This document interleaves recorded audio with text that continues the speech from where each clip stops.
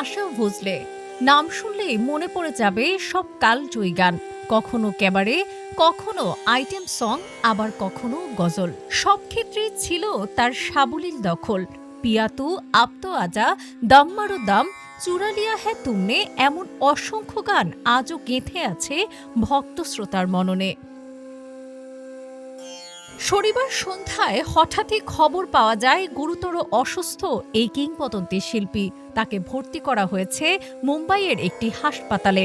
এরপর আজ রোববার দুপুর ১২টায় শেষ নিঃশ্বাস ত্যাগ করেন পদ্মবিভূষণ জয়ী এই সঙ্গীত শিল্পী। সঙ্গীত জগতে প্রবেশটা সহজ ছিল না আশা ভোঁসলের জন্য। বাবা দীননাথ মঙ্গেশকর ছিলেন শাস্ত্রীয় সঙ্গীত শিল্পী ও থিয়েটার ব্যক্তিত্ব।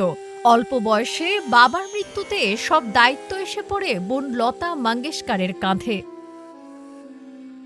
মাত্র ১০ বছর বয়সে সঙ্গীত জগতে পা রাখেন আশা ভোঁসলে। শুরুতে বিও সি গ্রেডের ছবিতে গান গাওয়া শুরু করেন তিনি। এ সময় ভারতীয় প্লেব্যাক গান ছিল পুরো লতা মঙ্গেশকরের দখলে।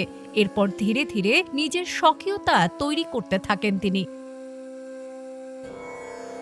১৯৫০-এর দশকে ধীরে ধীরে নিজের জায়গা তৈরি করতে থাকেন আশা ভোঁসলে। তবে ব্রেক থ্রু পান ১৯৬০-এর দশকে। বিশেষ করে তিসরি মনজিল সিনেমার গান তাকে অনন্য উচ্চতায় পৌঁছে দেয়।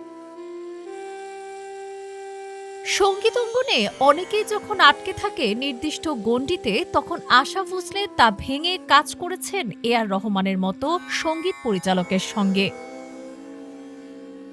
সঙ্গীত জগতে অসামান্য অবদানের জন্য পেয়েছেন অসংখ্য সম্মাননা।